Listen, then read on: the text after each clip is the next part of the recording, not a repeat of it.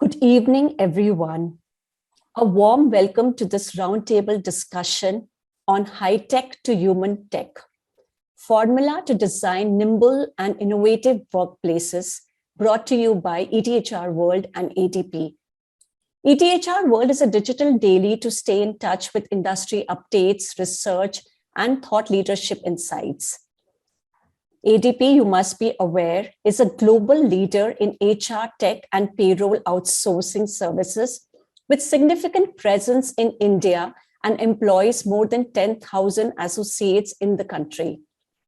With over 9 lakh clients globally, ADP offers technology-enabled solutions around payroll compliance, and time and attendance services for startup organizations, medium and large enterprises in India and in 140 countries globally. Viewers, co-creating this session with ADP has been an enriching experience, and now I will just take a minute or two to set the context for this discussion. The digitalization triggered by technologies of the fourth industrial revolution and the pandemic has led to an increase in the number of new entrants, also known as startups and unicorns, in many industries, including health tech, edutech, e-commerce, fintech, and more. These companies aspire to grow exponentially rather than linearly. The economic sentiment has never been as robust as recent times, as many startups have crossed the $1 billion valuation threshold to become unicorns. The question is, how did these companies manage business and people complexity to scale to such great heights? Some of the talent problems we anticipate they had are acquiring skilled talent capable of honing an entrepreneur's vision and keeping pace with the rapid changes in the legislative landscape and resultant governance, and many more. Thus, talent management is not the tip of the iceberg, but the iceberg itself for businesses wanting to scale without bounds. And to discuss the same and hand you tangible solutions to take away, we have with us experts who have dealt with these situations in some way or other. Please join me in welcoming the panel. Anu Matthew, CPO Pine Labs. Anu is a seasoned HR leader with more than 20 years of experience, out of which more than a decade has been with large companies and then in the startup space. Her startup journey started with Quicksilver, and then she moved to Pine Labs, a unicorn startup. Mrinal Sinha, CHRO Cars 24. Mrinal has a robust experience in the BFSI sector, totaling 20 years in brands like ICICI Bank, Max Life Insurance, and Bajaj Alliance Life Insurance. During the pandemic, he jumped sectors and took on the reins of people management at Cars 24, a unicorn startup. Puneet Khurana, Group Head HR, Policy Bazaar and PaisaBazaar.com. Puneet has been recognized as a top 50 most influential HR leaders in India by NHRD Congress CHRO Asia. Puneet joined Policy Bazaar in 2015 and has played a critical role in the growth of Policy Bazaar from a startup to unicorn. Rahul Goyal is the Managing Director for ADP in India and Southeast Asia. With over 20 years of experience in a variety of roles in the human capital management space, his forte lies in managing diverse business unit, which involves HR and payroll outsourcing, consulting, and HR automation. He also possesses a decade of international experience in setting up and managing country and regional operations in UK and Middle East countries. Thank you for joining us. And before we start, I'd like to welcome the viewers once more. Dear viewers, please avail this opportunity to be your curious best and extract answers from the panel here. Use the Q&A tab extensively to share your thoughts and questions as soon as we start. Anu, I'd like to start with you. Prior to Pine Labs, you were with Quicksilver, where you saw the workforce scale to 10x or even more in a short span of time. How did you win the talent war? Did you shop for skills or experience? Hey, hi everybody. Thank you, Pooja, for inviting me to share my insights. Like you said, I'm also looking forward to be my curious best today to learn from the participants as well as the panelists, for that matter, both sides. Now, to answer your question, the journey with Quicksilver was quite fascinating. And the one thing that was very clear for all of us was it was always about skills versus experience. And I think in today's world, it's so much more apparent that skills always wins the war when compared to experience. And I think startups have that unique advantage. Pooja tells me that a lot of the folks on here as participants are startup founders, young leaders. So the one learning that I'd like to share is that, hey, focus on the skills. Focus on figuring out how is it that you can take your game up to the next level by really enhancing the team that you have with you. And that's what we did at Quicksilver. Not only did we champion our purpose and belief, we actually went all 360-degree to do that. So it's not only about candidates that you're working with. We got references from our partners, from vendors. I even had a person in my team who would take the bus to work, and every day in the bus, the people that she would sit with, she would actually champion, talk about the business. That's how we built the team. So the X to 10X happens when you're so involved, so passionate in what you're trying to build. Very interesting, Anu, and very rightly said that your employees are your biggest ambassadors. With a strong purpose, sense of purpose and culture, you can have your own employees speak lengths and volumes about your organizational culture, and such a great way to attract talent.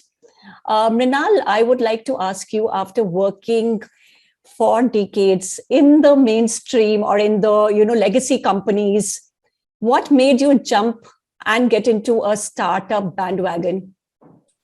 Right.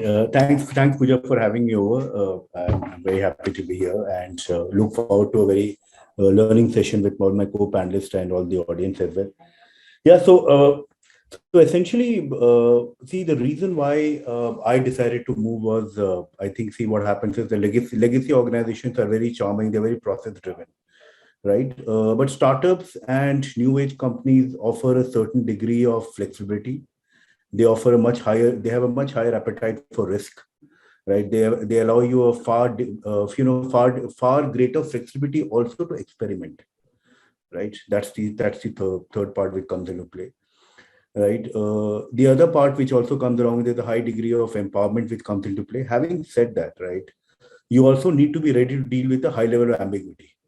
Right, that's the third part, which is there. So as a person, if you are comfortable with being in ambiguous situations, business models getting evolving, etc., and all, then this is the place for you. Otherwise, I wouldn't recommend it. But having said that, I think the most important thing which I found is that see the kind of company which I'm working with, right? There's no parlance. When I was in legacy organizations like ICICI, etc., there's a problem to be solved. I had an industry benchmark to look at. Today, frankly, there's no industry benchmark for us to look at, right? So what it does, it forces you to think, right? It forces you to come up with solutions which are out of the box, right? And intellectually that challenges you. So if those kind of things which works well for me, and if there are people who enjoy such kind of culture, such kind of work ethic, I think I would say startups are a great place to be in, because you have to do a lot of blue sky thinking here, right? By design, startups are also, the founders, etc. I have found them to be extremely resilient, very high ability to bounce back from failures. They don't get bogged down very quickly. And apart from that, I think the decision making level of empowerment is phenomenally high. So I think those were some of the reasons why I made the shift. At that point in time, and whatever I've discovered in the last 7-8 months of being in this industry, I think it's true every bit. last bit, yeah, every day there's something new happening. The industry is evolving. There are multiple industries which are coming in. I think each will, over a period of time, within the e-commerce space, there will be separate industries which will come in, but that's still some time away. So there's lots to learn, right? So those were some of the reasons why I made the move to a startup. Mrinal, very insightful, pointers that you've shared with us that, startups have more of an agile policy-making culture. There is more room to experiment. Yes. Every day there is a newer problem, and like you said, there is no industry benchmark. So everybody's putting on the thinking cap. And I think there is, nobody really works in silos. I think there is more cross-functional stimulation of ideas and executions in startups, which also is a thing which many newcomers and young generation look forward to. Yeah, so there's a very high degree of ownership which you get, right? See, what happens is also other part which you need to also understand, that most of the companies are trying to address a very unique problem. For example, Uber solves the transportation problem, right? So we are trying to today solve the used car space, making it convenient for the customer, right? We know that's a space which is there. So there's a very unique value proposition which you're trying to solve, for which there's no past history. So that also itself, being a part of that journey, comes across as pretty exciting. Both the other two companies, Pine Labs and Policy Bazaar. Policy Bazaar I know very well because they were a partner when I was in Bajaj Allianz. They're also pathbreakers in their own way, right? On that way. So I think that's one part which really excites you, to the cognitive side of you as an individual, right? And yeah, within the organization, yes, you need to be ready to work seamlessly across the boundaries are fused, right? So it's not that this is an HR problem. If there's a problem, that's a problem to be sorted out, right? A lot of times I take the example that when we were kids, we used to do this Rubik's Cube solving, right? So there are kids who used to love sitting with the Rubik's Cube for hours. Those are the kind of kids who would enjoy this kind of a setup, people with growth mindsets. Yeah, that's what my take is. Yeah, Puneet is sitting with a lot of thoughts and ideas, but I'll just call him a little later. I want to just get Rahul here, and Rahul being a HR evangelist, and curated so many HR solutions for different industries, ranging from startups to big companies. Rahul, what would your advice be to the founders of startups and Sunicorns on how they should pace the construction of the HR infrastructure to support the business growth? Yeah, thanks, Pooja, and looking forward to this discussion. And I think Mrinal rightly touched upon some very interesting characteristics of a startup ecosystem, right? So couple of thoughts around that. So startup founders, essentially, they're very passionate about their ideas. They're full of energies and they keep marinating and bringing up new ideas every day. Every discussion will be a new idea of them. And that energy is very contagious, right? So in the entire overview, if you look at it, their mind space, their thoughts, their time is so very precious, right? And these days, I was talking to one of the startup founders, and there is also a lot of peer pressure, right? Who gets more valuation? There is so much of money flowing in, which is pretty good. That wasn't the case 10 years back, perhaps, right? So having said this, startup founders are on a treadmill every day, right? I mean, every day is a challenge. And what often does get overlooked is the HR infrastructure, because HR infrastructure does not have an immediate ROI, right? So it's something, if not attended to, creates a lot of invisible problems, create what I call as minefields, which could be compliance related, talent related, and which emerge and surface over a period of time. So my suggestion, my recommendation would be a couple of things, two things. One, startup founders should make sure that they take the work outside of their ecosystem. When I say take the work out of the ecosystem, that means, the task overload, activity overload should be outsourced. Things which are repetitive, things which are which do not add value to the core, which are recurring in nature, can be outsourced easily, right? I mean, it should be ruthless outsourcing, right? So that the mind space, the organization is clean and focused on things that they have to that they are good at, and that's what they want to build. So that's one. And second, I think HR infrastructure requires an HR leader, right? So I would recommend a lot of founders and startup entrepreneurs to hire a strong HR leader very early in the game, and then HR leader would set the practices, processes, and people in a manner that would help scale the business. So these would be two recommendations from my side. Very valid points, Rahul. Outsourcing. So, this will enable leaders to focus on the core business requirement. And secondly, having let's say a captain of the ship beforehand. And that will help the ship sail more comfortably. Puneet, you have been part of Policy Bazaar from the time it was a startup and then it became a unicorn. With your business growing exponentially, it must have added a lot of complexity of people processes. What are some of the key areas you found challenging and how did you solve that? Thanks, Pooja. Thanks, everyone. I think a lot of insight that I've gained in the last 10 minutes, to be very honest, which will help me in my future career as well. Coming straight to the question, Pooja, yes, you rightly said, because when I joined in 2015, we were 1,448 employees, to be very honest, the day I joined. And from 1,448 to 12,500 in next 3 years. Yeah, we grew like leaps and bounces every day. And obviously, there are challenges. Obviously, Anu rightly said that go for skill. We had to go for skill. At the same time, we had to really find skill in abundance. Yeah, we wanted a dynamite to actually explode, and all of a sudden, we should get about 1,000 people. However, having said that, when we actually induct those guys within the organization, then there is an unsung or unsaid issue that has been created in that layer, and that layer has to be answered right then and there, else it will start boiling up and it will become a great problem. So first thing first that we targeted was right onboarding.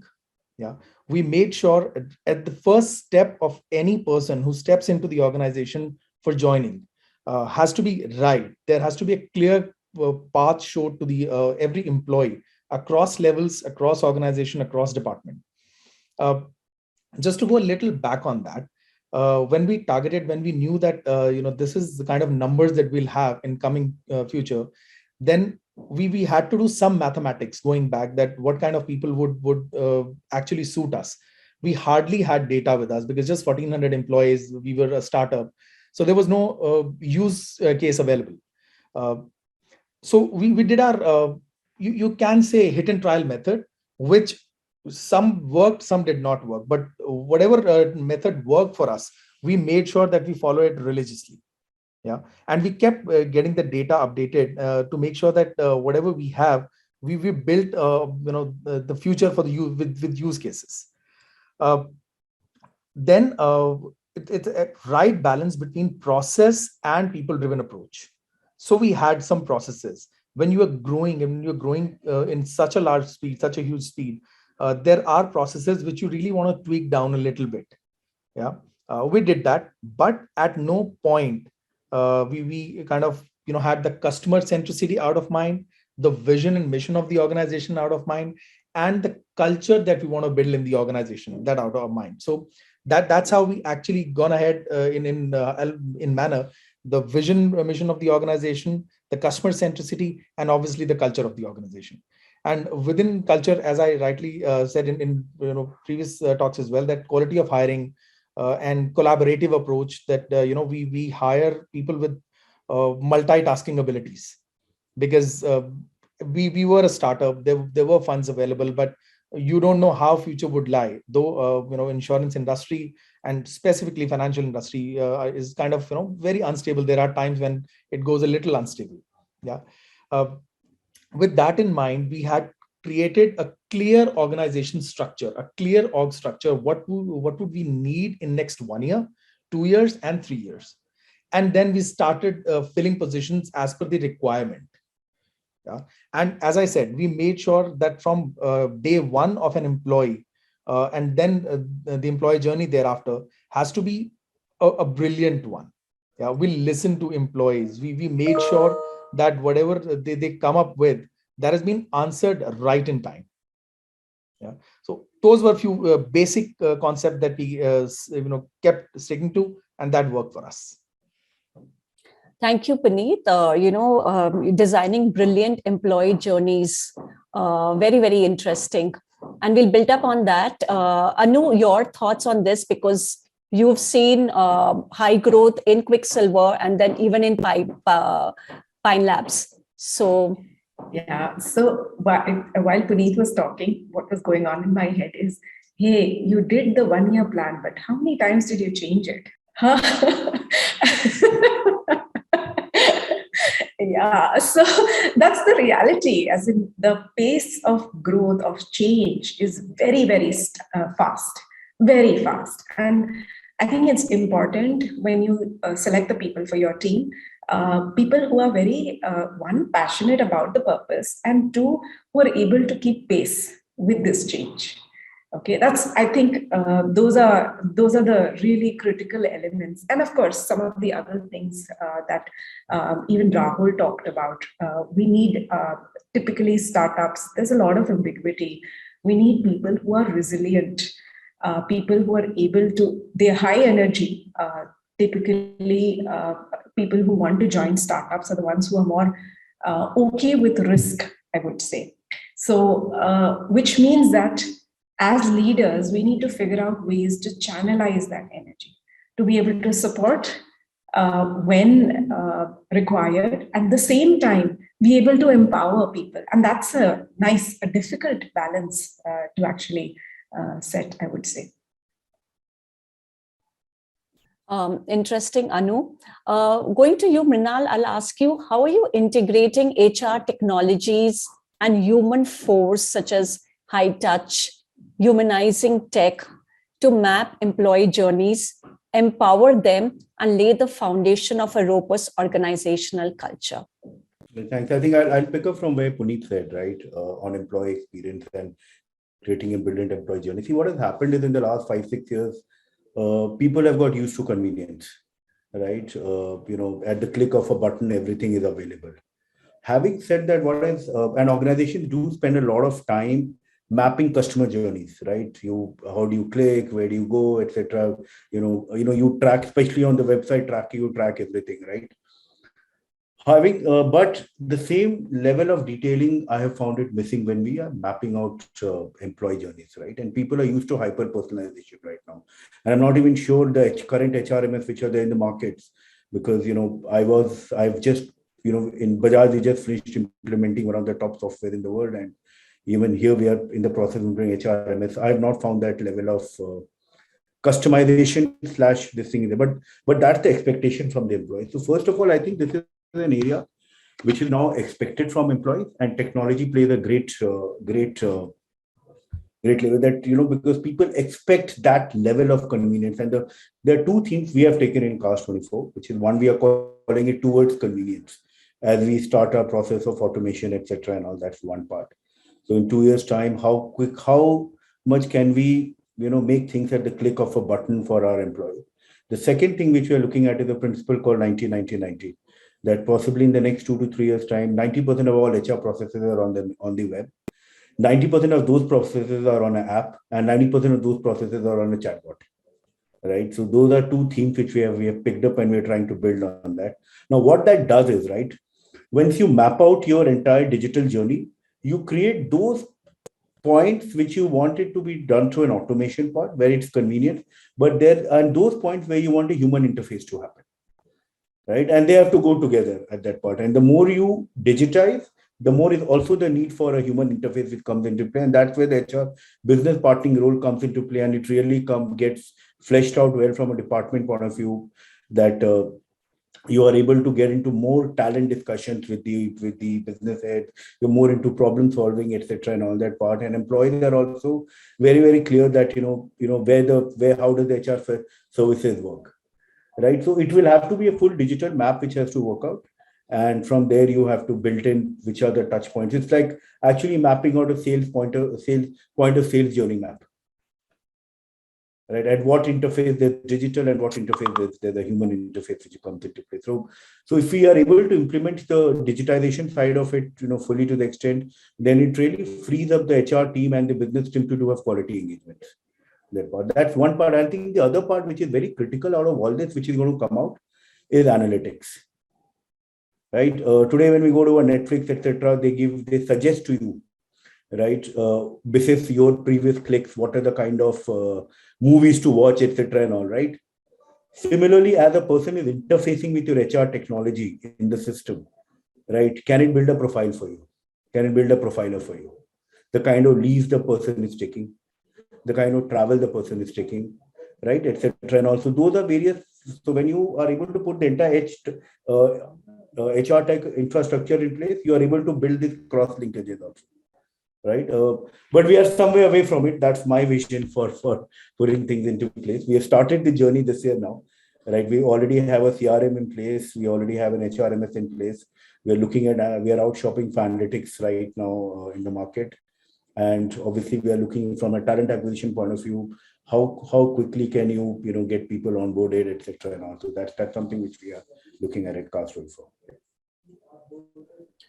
As more and more organizations expand their HR tech adaptation, there is a lot of, discussion going about humanizing tech. And is humanizing tech only about, making the robots look like humans? Or actually, when you are using technology to make sure that it is actually impacting the end user and improving their quality of life and quality of work.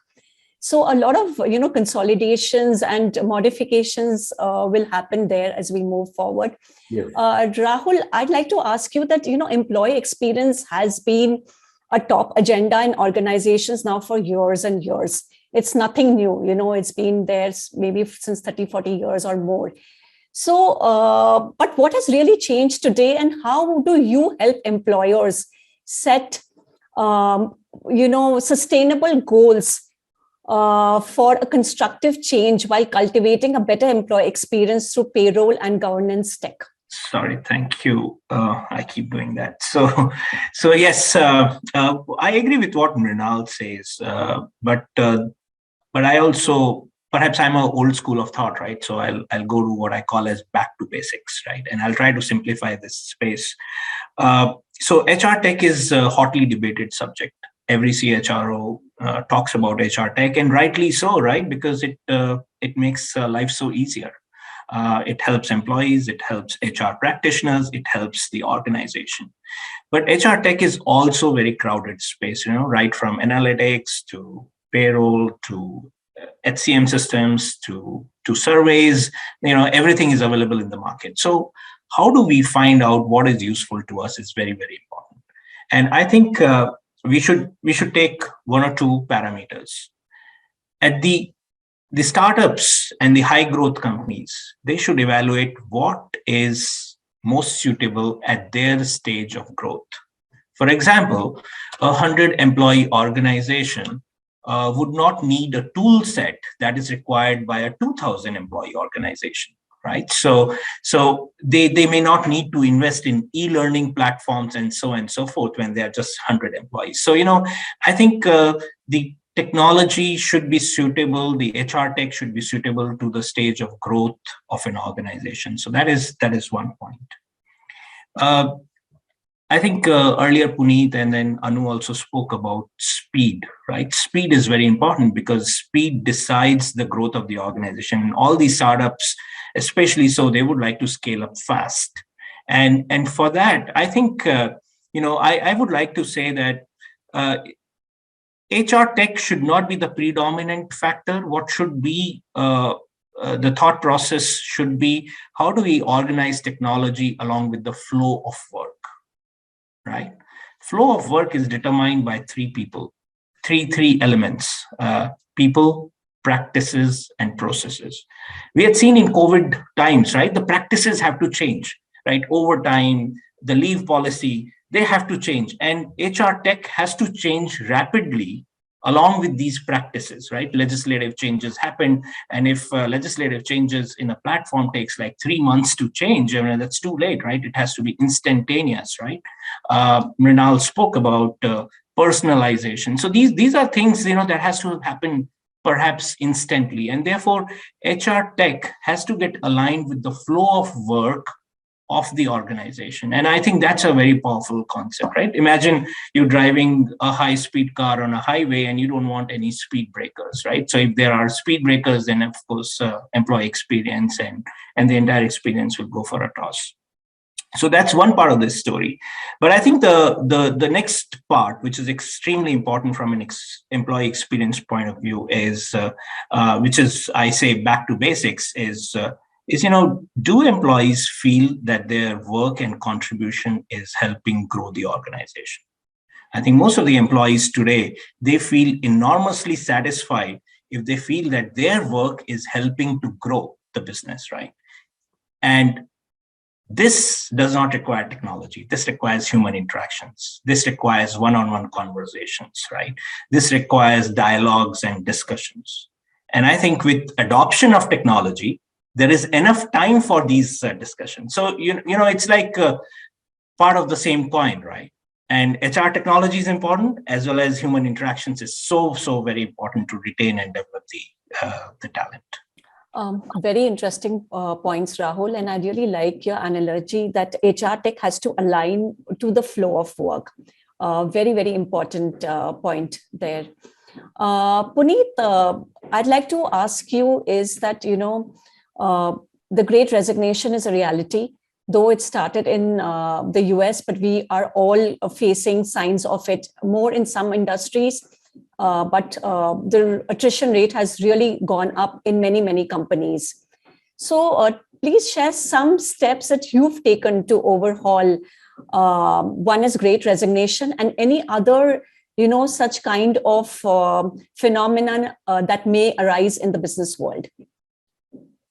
Sure, Pooja. Well, the Great Resignation is a reality now, though it's happening in US, but somehow specifically in the tech arena, we are also getting the heat of it. Yeah.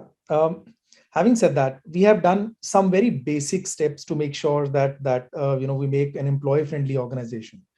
First thing first, I think that has worked wonders for us is we have made it a listening organization. We listen to people. There are enough surveys, enough mailers going around, enough ideas welcomed and all those things, and we make sure that any idea which has come through, there is a proper update to that idea. Yeah, in the forum, if that has been raised in a forum, then obviously in the forum. If that has been raised personally, then obviously to the person as well. None of the idea is kind of being ignored, even if we have implemented it, or if it's not implementable. Yeah, we go back to the person with the logic and tell the person that these are the challenges as of now. So listening is very important. Yeah, then obviously addressing the you can say need of the hour, addressing the burnouts. I'll give you a very small example. During COVID times, specifically in the second wave, we had seen some heartbreaking stories and all. Touch wood, by all God grace, our organization was pretty saved from that. But what we did, we made sure that the employees are given that comfort and given that convenience of, in case they want to help someone needy, then we are there. We had ordered about 70 plus oxygen concentrators, not only for our employees, even if they want to take up for their family members as well, even their relatives, friends, we were okay for that. Yeah, we did that for employees. There was a 24/7 COVID helpline, which helped them with the hospital bed availability, God forbid, medicine availability, and all those things. Yeah, that and I have all the data available. How many people called? What was the nature of the call? How did we help them? Were we able to help them or not? And we eventually, started improving from last call to the next call. Yeah. So our employees were pretty happy. And the moment we started, getting back to the work, then the vaccination camps. We have had more than 15 vaccination camps within the organization, where we tried covering all employees and obviously the relatives of the employees. Yeah. To an extent, and I would take pride saying that there were enough employees reaching out to me asking, we have a housemaid. Can we get him or her vaccinated as well on companies? This thing, we allowed that as well. Yeah, that's how you give a comfort to an employee and say, you know what, we are there for you. Don't worry. Yeah, that created that sense of belongingness with the organization. Yeah, that I belong to this organization. This organization is actually working towards me, my happiness. Perks are different. Everybody works for money. There are perks, there are rewards. But how am I? Am I talking to the organization? Am I being human to employee, and obviously an employee being good to the organization as well? That is the kind of balance we tried to strike, and that has been helping us. Thank you, Puneet, for sharing that. And really, it is no coincidence that the great resignation phase has come in after the pandemic. This really shows that pandemic has been a bigger cause or biggest cause for burnout, as well as also it has kind of invoked reprioritization of your priorities as well as your purpose in life. So these have really are some of the factors. And Puneet, the sense of belonging that you talked about, what comes to my mind is a friend in need is a friend indeed. So, when you have helped your staff with, support during the pandemic, you've really kind of made them loyal to you forever. Yeah. Mrinal, I'll just take an audience question here. And actually, there's an audience question. There are quite a few audience questions. This is a very interesting one, Mrinal. This is for you. Janvi is asking, Mrinal, as you said that 90% is going to be on web. Do you think that this have a drastic effect on HR professionals? Will the scope reduce, or what do you think is going to be? I think when you talked about HR processes being on app, yeah. So typically what's going to happen is that your employee to HR span increases significantly, right? So because what happens is that it helps the HR team get decluttered. And, if you have a ratio of one HR manager for 400, you can actually go up to 1,000 plus. To that extent, which is there. So that's essentially how it's going to work. It is not going to reduce the scope. It is actually going to increase the depth and the quality of the work of the HR professional, actually. So there are two things going to happen. One is you're going to add a lot of tech-savvy people on the back-end side. That's one part. Second is you need to add a lot of people who have ability to solve complex human issues in the front end. So the quality of the job actually go up. Mrinal, the age-old saying is that you don't leave organizations, you leave toxic bosses. So in the startup space, there are a lot of young leaders who have to manage teams with, diverse age groups. So they might be managing a team member who's probably 20 or 15 years older to them. So how do you, as HR leader, ensure that, emotional maturity in these young leaders? I would say that's a tough one. There's no magic bullet for this. There's no silver bullet, right? You can accelerate for functional growth of a person, right? You can keep on adding responsibilities ahead of time, etc. and all, but how do you really accelerate emotional resilience which come with senior level jobs, right? Because as you grow senior, the job complexities grow higher. You have to deal with regulators. You have to deal with the external world, media.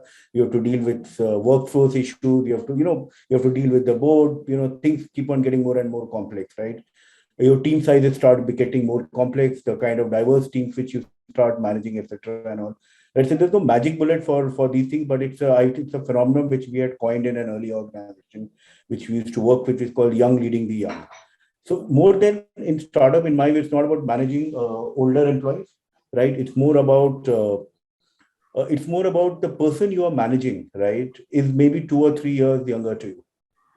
You are of the same age bracket, right? And it's also you are yourself very ambitious. You want to do something in life. and you are managing you're learning to manage your own ambition and growth. But at the same time, there is another person who's reporting and working with you, who's maybe 1 year, 2 year, maybe you are a year too older than you. You guys are from the same batch, maybe, or a batch here, plus and minus. So I think that's a leadership dilemma which we are grappling with. The only way I think we could solve for it, or if it's solvable, is by leadership is eventually after a point about perspective building, right? How do you actually work with these people and get them to get more invested in their own personal growth, be more self-aware, be more aware of the impact of their decisions and their points of view. And there's an alternate point of view which is available. So I would say more of working on their overall cognitive and their, I would say opening up more on the cognitive side. That's something which a series of steps would help. Creating an ecosystem of coaching and a mentoring systems, etc. Those kind of formal processes would definitely should have start helping in that. Mrinal rightly said that there is no magic formula to this. There is no training, there is no soft skills training that we can actually go and have this. I would really put one this thing while Mrinal was talking. This has come to my mind that ambition is mother of learning and delivering. Yeah, if I'm ambitious, I would learn and I'll start deliver. Yeah, and obviously, in my tenure as well, when I was growing, I had a couple of people who were almost like 5-6 years elder to me in my team. How did I manage them and how did they respond to this thing? It's a two-way process. Yeah, both the minds have to be open. Both people have to be really collaborative when it comes to managing or maybe getting managed a team, and specifically in startups, these things keep happening because as Anu mentioned, we go for skill may be different in a 25-year-old to a 40-year-old. Yeah, that typically how I've been learning in my past and delivering. So it's typically the mindset of a person, mindset of both the people, I should say, to really marry that management style and make sure that it works. Just to add to that, I think to each organization, it would be a different set of processes or initiatives that will work. At the same time, I feel that the common thread is what Puneet also mentioned, the trust relationship that we build with our people, with our teams. Like I remember, we were very particular that communication, anything about the organization, we will make sure that our teams know it first before the rest of the world knows it. As in, it won't be a situation where somebody from the outside is telling somebody in the team that, hey, this is happening in your organization. So small initiatives like that help you build trust over a period of time builds that culture of trust. And hey, we all of us learn from each other, right? Every day in each of our actions. Leaders leading by example really makes a big difference to the teams. Mrinal, did you get your answers? Yes, I did. Thank you. Rahul, at the start of this session, you said a very important point that all startups must have an HR leader on board, however small you are. Recently, Lenskart's founder decided to become the CPO, and they've always had phenomenal growth. So this also shows the importance of a people leader in a startup and unicorn space.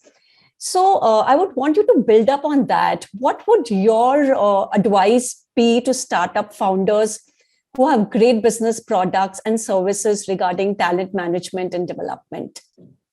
Yeah, that's a brilliant thing to happen.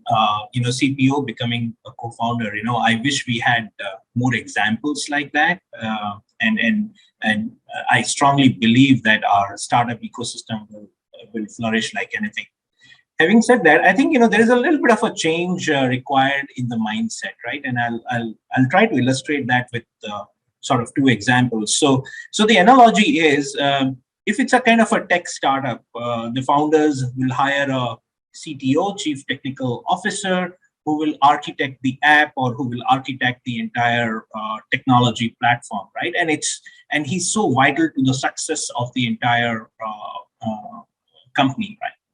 Similarly, I think the startup founders should also think that for people architect, there has to be a chief HR officer, right, who will architect the people policies, practices, bring on right type of people, help in co-creating a culture which can sustain and which can attract more and more people. So I think I go back to what I said earlier, that it's a decision between investments and cost. So if the startup founders would think that, hey, this is a cost that we can defer, until we grow a certain number of headcount, size, complexity, that's one. But I would suggest that, hey, let's consider investing in HR as an investment, like they would have invested in technologies, servers, hardware, and many other things. I think people business is a very serious business, and it should be considered as an investment upfront rather than a cost which can be deferred later. Very valuable thoughts. Anu, I'd like to ask you, as the people leader of a unicorn, how do you support the founders to develop an organization of future? So, like we've been discussing, there's a lot of challenges related to, say, the pace of change is very fast. There's a lot of speed requirement. There's ambiguity, which is there, which is posed by the market, as well as, internally, new people coming in, old people adjusting. There's a lot of young leaders, a lot of high energy. Basically, it's a very challenging environment, net. So some of the things that the people leader does to support, or what I have seen work very well, is one, act as a trusted partner with the founders, with the CEO. It's a difficult world out there. You want to, work together towards your shared purpose and bring the leadership team together. There's going to be some tough decisions that would be needing to be made. But you do it together. You do that commitment as a trusted partner at all times. The second very important role, I think, is a conscience keeper. So there are sometimes decisions which may be made, which are more short term, which are more about the financial gains. And that's where the HR leader actually steps in to say, hey, what are the long-term challenges or consequences such a decision brings about, and see how to mitigate that. So be a spokesperson for people, because it's only a short-term advantage that it brings, any of these decisions which are adverse to people interests. And you're building something big, right? So to that question of when do you get the HR leader in, I think it's important for startup leaders to think through where they want to be 2 years, 5 years down the line. And if where they want to be is something which is, a legacy and something that they're very proud of, then they need to start putting the fundamentals into place. And HR leader can actually help you do that right at the beginning, than coming in, somewhere in the middle, where a lot of the culture would have already, come alive. Definitely, speed is a very, very important factor for startups. I think long-term for startups is something like long-term for startups is actually a very short-term. And short-term is a very, very, micro mini term. Yeah, we've redefined all these terms in the startup world. True. But hey, there is a vision that you're going after, right? A legacy that you want to leave behind. And it's marvelous what people can come up with in terms of ideas, innovations, to be able to get there. So yes, we do make changes. We are very proud of who we are as an agile organization. But at the same time, it's in the interest of doing the right thing, and not because a process is constraining us to do something. Yeah, so that's the big difference in a startup versus the old established organizations. Very true. Very rightly said. I'm going to take a few audience questions now. Sabita Patra has shared an audience question for Rahul. Rahul, she's asking you, every company talks about digitalization of HR domain. And you mentioned about HR tech needs to be aligned with the organizational growth. How do you analyze such an alignment between the two? And what should HR professionals do to stay relevant? How do they upgrade themselves? Sorry, this question was from Sharat. My bad. This question was from Sharat, not Sabita. So thanks, Sharat, for asking this question. So you have asked two questions. I'll try to answer in short. So we have to look at what is the current organizational, what stage of growth the organization is. For example, if you are a 50 employee organization, right? Employee records, management of employee records, onboarding of employees, that is most important. Not buying a e-learning platform, for example, not buying a survey technology tool, for example. If you are a 500 employee organization and growing fast, then you would have to look at, can you have a compliance technology, which relieves you of a lot of tasks? Can you outsource, for example, payroll? Do you have a HCM or HRIS system that has good management records and so on and so forth?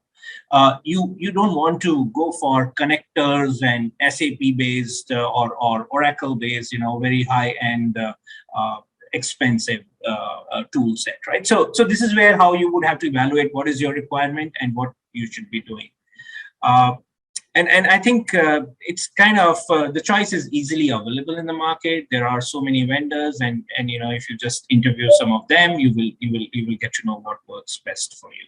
So that's the first part of the question, and the second part, I guess I would have to defer to maybe Anup, Mrinal. How do you keep abreast with what's happening in the market? I think the other panelists are much more equipped to answer that question. So maybe let me defer to Anup, Puneet, or Mrinal.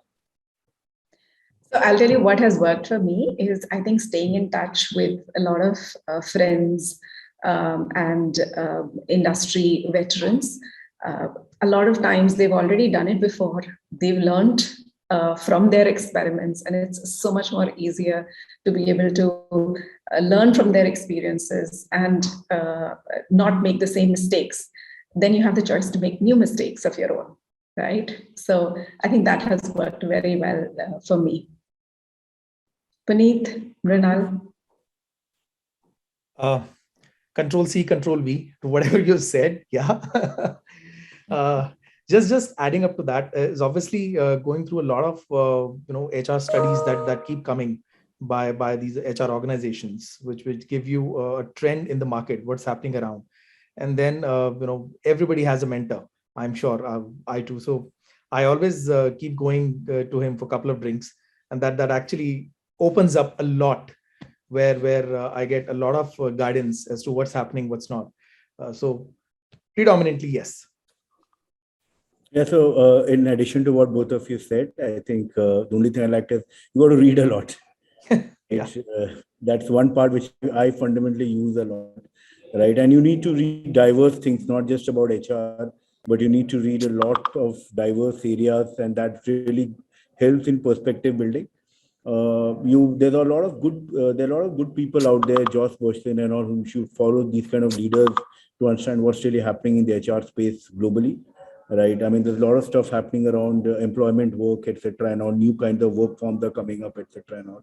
I think that will help all of you keep. That's what I would advise the audience, that they should be updated on that. Yeah. Yeah. Just to add to what Mrinal said, in terms of, you don't need to necessarily refer to only HR related areas. There are a lot of adjacent areas wherein a lot of the principles can be applied to people. So whether it be design thinking, to give you an example, or how customer experience teams have mapped customer journeys. It's very similar to what we can do within HR and for employees towards mapping out employee experiences. So a lot of options to be able to learn and implement in our space to learn something new. So, when we talk about employee experience, we've had leaders who come to our roundtables and they've been telling us that, customer experience is so overly mapped. Like every time you speak to a customer service person, you'll get a phone call and you'll have to, kind of leave a feedback. So, I mean, do we have that kind of thing for employee experience? Maybe one day we'll have. Puneet, I'm hoping that we don't. I'm sure all of us have been harassed on this survey front. But productively. Not for a tick box activity, I would say. Puneet, there is an audience question since you mentioned employee burnout. So the question is, as a CEO, a CHRO in a high growth environment, how do you measure the right threshold between employee experience and employee burnout? And what are the key measures you've taken to have a strong governance on that front? Well, I read that question. I wanted to answer, but just good that you have picked up. To be very honest, this is typically how HR business partners should come into play, specifically managing such sensitive issues. So as Mrinal said that, a typical ratio of 1:300 or 1:400, maybe it can go up to 1:1000, that adds the depth.